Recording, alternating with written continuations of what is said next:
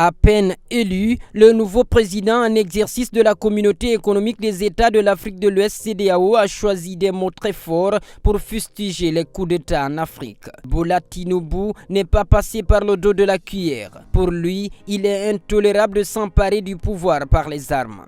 Il annonce le retour du Nigeria et promet de s'employer pour mettre un terme au putsch en Afrique de l'Ouest. Nous ne permettrons jamais que les coups d'État se succèdent en Afrique de l'Ouest, a-t-il martelé dans un discours au ton ferme très applaudi. Nous devons être fermes en matière de démocratie. La démocratie est la meilleure forme de gouvernance. Nous sommes ici parce que nous avons fait beaucoup de sacrifices pour la démocratie. Oui, nous l'avons fait. Nous devons être l'exemple pour le reste des autres pays de l'Afrique.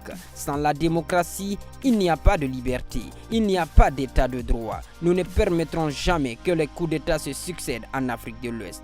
Nous allons prendre cette question au sérieux avec l'Union africaine et envoyer des messages au reste du monde. C'est un défi, oui, mais la démocratie est la meilleure des gouvernances. Personne parmi nous ici n'est arrivé là où il est sans avoir fait la campagne à travers les principes de la démocratie, non pas pour aller prendre les armes, a-t-il martelé dans un discours puissamment applaudi dans la salle. Et d'ajouter, nous n'avons pas investi dans nos armées, leurs uniformes, leur formation, leurs bottes pour qu'ils se braquent contre les populations, les principes républicains violents.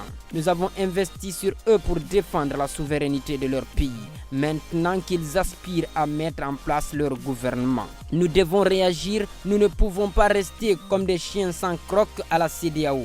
Nous devons mordre comme il le faut. Avec la confiance placée en moi, je m'engage que je ferai tout ce qui est à mon pouvoir pour œuvrer dans ce sens, a-t-il promis. Le nouveau chef de la CEDEAO indique qu'il faut envoyer un signe d'avertissement. Nous devons travailler dans la main pour notre intégration économique inclusive en Afrique de l'Ouest. Nous devons envoyer un signe d'avertissement. Nos populations ont trop souffert. Nous devons le faire et nous engageons à respecter les règles et principes démocratiques. Comptez sur moi pour cela. Le Nigeria est de retour, a-t-il conclu. Des nouvelles sanctions contre le Mali, le Burkina Faso et la Guinée sont-elles à venir? Pas pour le moment, mais un nouveau sommet aura bientôt lieu pour faire le point de la situation dans ces trois pays.